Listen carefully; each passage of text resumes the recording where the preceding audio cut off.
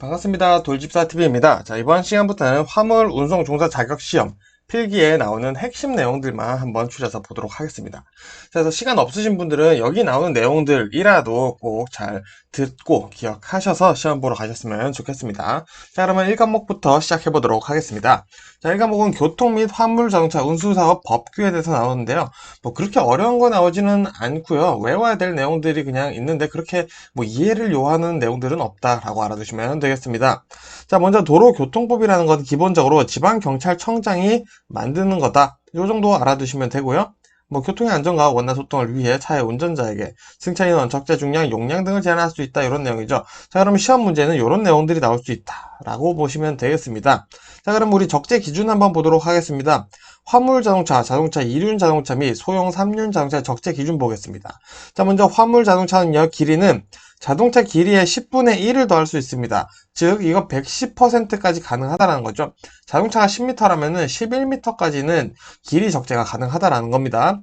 자, 그리고 너비는 백미러 혹은 후사경이라고 시험에 나올 수도 있습니다. 자, 백미러로 뒤를 확인할 수 있는 정도면 너비는 상관이 없고, 자, 높이는 화물 자동차는 지상으로부터 4m, 3륜은 2.5m, 2륜은 2m 되어 있고요. 자, 화물 자동차 안전 적합 판정을 받은 경우, 자, 안전 적합 판정을 받은 경우에는 4.2m까지 가능하다는 거 알아두시면 되겠습니다. 자, 그럼 속도 규정 한번 보겠습니다. 자, 간단하게 보도록 할게요. 자, 우리 보통 국도 같은 것들이죠. 자, 고속도로를 제외한 일반 도로 중 편도 2차로인 경우에는 최고 속도가 80이고요. 최저 속도는 50입니다. 일반 도로는 최저 속도가 없죠. 자, 그리고 편도 1차로 이상 최고 속도는 60km로 되어 있다. 보시면 되겠고요. 자, 중요한 건 고속도로죠.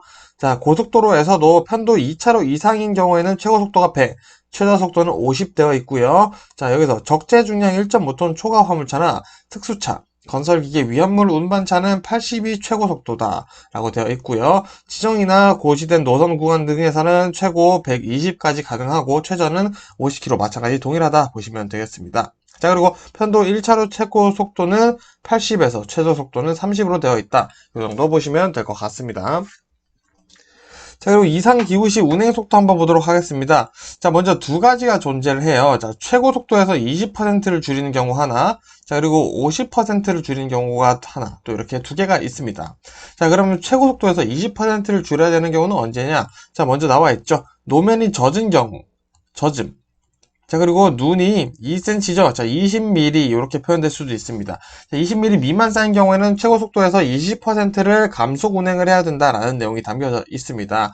자, 즉 최고 속도가 100km인 곳이라면은 자, 노면이 젖어 있어요. 자, 그럼 20% 감속을 해야겠죠? 자, 그러면은 최고 속도는 80km로 제한이 된다라는 거 알아두시면 되겠고요. 자, 50%는요, 마찬가지 눈이 내렸는데요.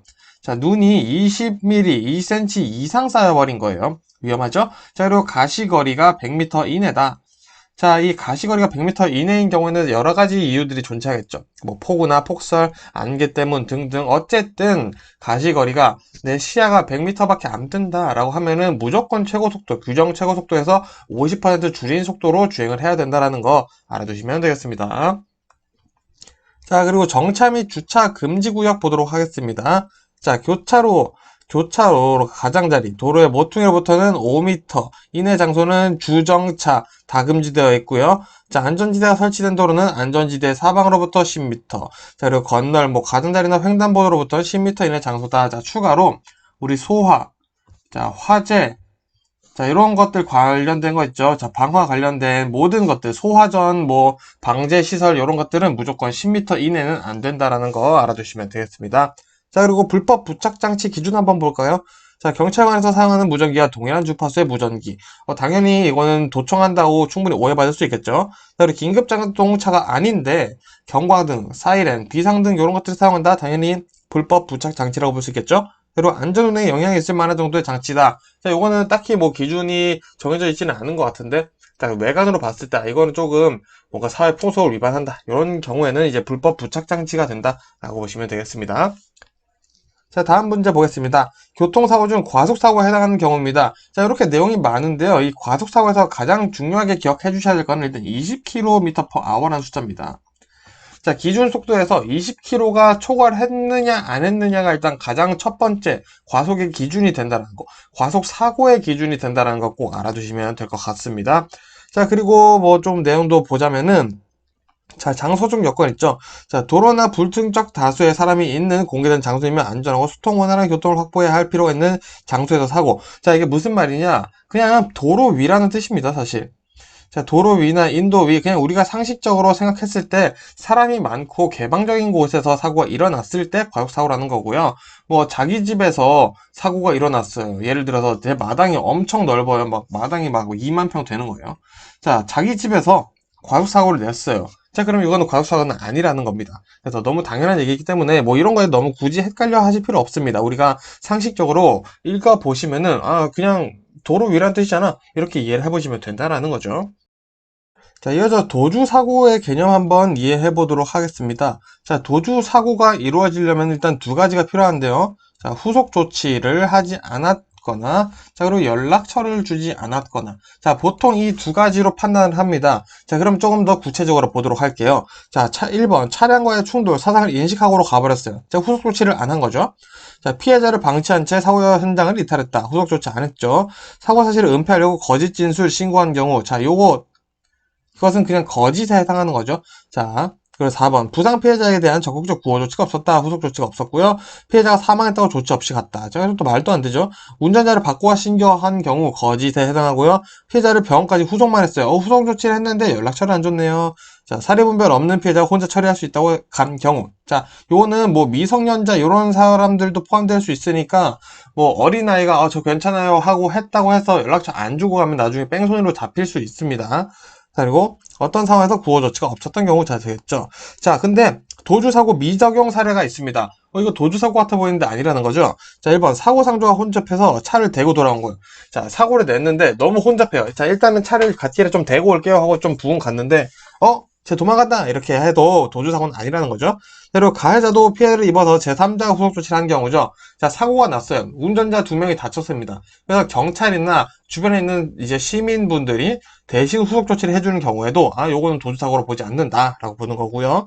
자, 경찰이나 소방관이 후속 조치하는 것을 보고 연락처만 주고 간 경우, 자, 여기서 알 수 있는 거는 이 후속 조치라는 것은 가해자나 피해자가 직접 하는 것도 중요하겠지만 제3자가 누구든지 간에 후속 조치는 다른 사람이 해줘도 된다라는 개념이 여기 안에 담겨 있다라는 걸 이해해 주시면 되겠습니다. 자, 그러면 이제 화물자동차의 구분 한번 보도록 하겠습니다. 자, 크게 나오면 이제 화물자동차, 특수자동차 두 개로 나눠볼 수 있는데요. 자, 우리 이 화물자동차 보면은 내용이 굉장히 많아요. 자, 요거를 다 외워주는 것보다 특수자동차를 확실하게 외워주시는 것을 저 추천드립니다. 자, 왜 특수자동차가 뭐냐라고 물어보는 질문이 더 많이 나오기도 하고요. 자, 내가 특수자동차를 확실하게 외우고 있다라고 하면은, 내가 외우지 않은 내용들은 다 화물자동차라고 볼 수 있겠죠? 자, 그런 식으로 해서 이제 효율적으로 공부를 해주셨으면 좋겠다 싶은 거고요. 자, 그럼 특수자동차 볼게요. 견인형이 있습니다. 견인차죠. 자, 그리고 군한형이 있어요. 고장, 사고 등으로 사용이 어려운 차를 견인하는 자동차 되겠고요. 자, 특수용도형이 있습니다. 특수용도를 위해서 만들어진 거예요, 말 그대로. 그래서 고가 작업차, 고가 사다리 초방차 등등 뭐 이런 것들이 포함이 되겠죠.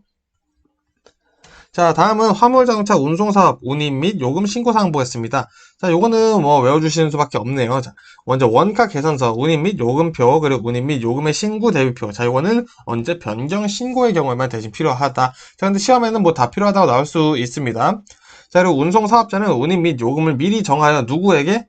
국토교통부 장관에게 신고하여야 한다. 변경하라는 때도 동일하게 신고해야 된다. 자, 국토교통부 장관에게 운임 및 요금을 미리 정해서 신고한다라는 거까지 같이 알아두시면 되겠습니다. 허가나 뭐 이런 것들이 아니라는 거죠.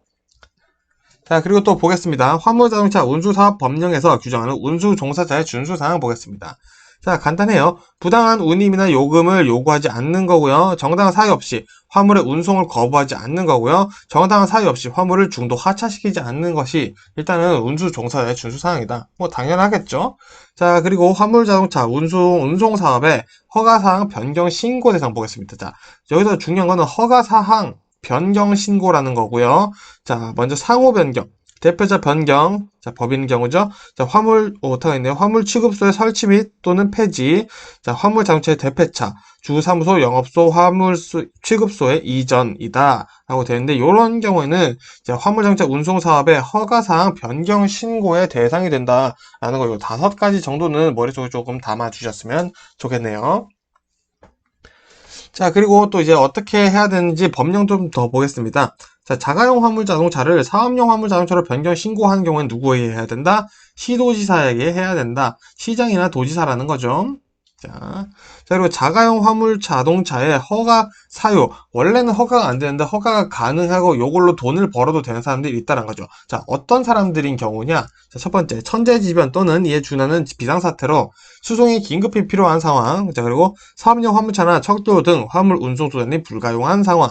그리고 용농조합 법인이 그 사업을 위하여 화물 자동차를 직접 소유하거나 직접 운영하는 경우에는 자가용 화물 자동차를 허가해 준다라는 내용 요 3가지 정도 머릿속에 담아주시면 되겠고요. 자, 그리고 자가용 화물 자동차의 사용의 제한 또는 금지인데 그 중에서도 6개월 제한 금지 내용 한번 보겠습니다. 자, 첫 번째, 자가용 화물 자동차를 사용해서 운송 사업을 경영한 경우에요. 자, 이럴 때는 완전히 불법이라고 볼 수 있습니다. 사업용 화물 자동차를 이용해서 운송 사업을 경영하는 게 맞겠죠. 두 번째, 유상 운송 허가 사유에 해당하는 경우이지만, 자, 유상 운송 허가 사유라면은 지금 화물 자동차 허가 사유 요 3가지에 해당한다라는 거죠. 자, 여기에 해당하는 경우이지만, 화물 자동차를 유상으로 운송에 제공하거나 임대한 경우에는 그런 경우에는 이 허가 사유가 된다 하더라도 안 된다. 6개월 제한 또는 금지를 받을 수 있다라는 내용이 담겨져 있는 거죠. 자, 그리고 2년 이하의 징역, 2천만 원 이하 벌금 요약해 보겠습니다. 내용이 정말 많은데 요 정도는 일단 알아두셔야 될 것 같아서요. 자, 먼저 허가를 안 받거나 부정하게 받은 화물자동차의 운송사업 경영자나 운송주선사업 경영자나 운송가맹사업 경영자는 일단은 2년 이하의 징역, 2천만 원 이하의 벌금이 나올 거고요. 자, 그리고 자가용 화물차를 유상으로 화물 운송용에 제거하거나 임대한 자 2천만 원, 2년 이하 나온다는 겁니다. 이게 꽤 중대로 여겨진다라는 거고요. 그리고 자동차 관리 사업자와 금품을 주고받은 운송 사업자, 운수 종사자. 자, 자동차 관리 제대로 안 해놓고 허가해 주세요. 이런 식으로 로비가 이루어질 수 있다라는 거죠. 자, 그리고 규정을 위반하여 사업을 양도한 자, 명의 이용 금지 의무를 위반한 자 해서 2년 이하 징역 2천만 원 이하 벌금 요 정도 기억을 해두시면 되겠습니다. 자, 그리고 자동차 말소 등록의 사유 한번 보도록 할게요. 자, 요거 시험에 자주 나옵니다. 먼저 자동차 제작, 판매자에게 반품하는 경우. 자, 반품하는 경우는 더 이상 내 소유가 아니니까 말소해야겠죠? 자, 그리고 차량이 초과된 경우, 그리고 수출하는 경우, 그리고 자동차의 본래 기능을 회복할 수 없거나 멸실될 경우 당연하고요. 자, 그리고 교육이나 연구 목적의 자동차는 말소 등록을 한다라는 거 요거는 정말 잘 기억을 해두셔야 됩니다. 자, 그러면 자동차 말소 등록 기간은 언제 하냐? 사유 발생한 날부터 1개월 이내 해줘야 되고요. 자동차의 번호판 봉인은 시도지사의 권한으로 실행이 된다 보시면 되겠습니다. 자, 끝으로 대기 환경 보전 법령 보도록 하겠습니다. 자, 이게 뭐냐? 자, 대기 오염으로 인한 국민 건강이나 환경에 관한 위해 예방, 그리고 대기 환경을 적정하게 지속 가능한 관리와 보전을 하고요. 모든 국민이 건강하고 쾌적한 환경에서 생활할 수 있게 이렇게 대기 환경 보전 법령을 만들었다고 하는데, 자, 요 내용이 여러 가지 말로 풀어져서 시험에 나올 수도 있으니까 굳이 안 외우셔더라도 어떤 내용들을 담고 있는지 계속 시간 나실 때마다 한 번씩 읽어보셨으면 좋겠어요. 자, 그럼 대기 환경 보전 법령에 나오는 용어들 한번 이해해 보도록 하겠습니다. 자, 먼저 대기 오염 물질은 말 그대로 대기 오염의 원인이 되는 가스나 입자상의 물질. 자, 기체 플러스 고체 모든 것을 다룬다라는 거고요. 자, 가스는 물질이 연소나 합성, 분해되면서 발생하는 기체상 물질이죠. 자, 매연은 연소할 때 생기는 유리탄소인데 죄송합니다. 자, 유리탄소가 주가 되는 입자상 물질, 고체인 거. 자, 검댕, 연소할 때 생기는 유리탄소가 응결하여 뭉쳐서 생기는 2차상의 물질, 고체죠. 자, 저공해 자동차, 대기 오염 물질의 배출이 없는 자동차나 배출 허용 기준보다 오염 물질을 적게 배출하는 차를 우리는 저공해 자동차라고 얘기를 하고요. 자, 공회전 제한 장치는 차에서 배출되는 대기 오염 물질을 줄이고 연료 절약을 하기 위해 자동차에 부착하는 장치입니다. 자, 그래서 보통 공회전 제한 장치는 어떤 것들이 되냐? 우리 버스, 택시, 자, 그리고 택배용, 자, 화물차. 이런 친구들이 이제 부착 기준이 되고 있습니다. 자, 그리고 끝으로 조공의 자동차로 전환 개조 명령 위반 시 처벌은 300만 원 이하의 과태료가 나오고 있다라는 것까지 머릿속에 담아두시면 되겠습니다. 자, 뭐 1과목 이외에도 공부하셔야 되는 내용이 사실 많긴 한데 적어도 이 내용만큼은 적어도 보고 꼭 시험을 보러 가셨으면 좋겠네요. 자, 그러면은 여기서 마무리하고요. 저는 2과목으로 또 인사드리도록 하겠습니다. 고생 많으셨습니다.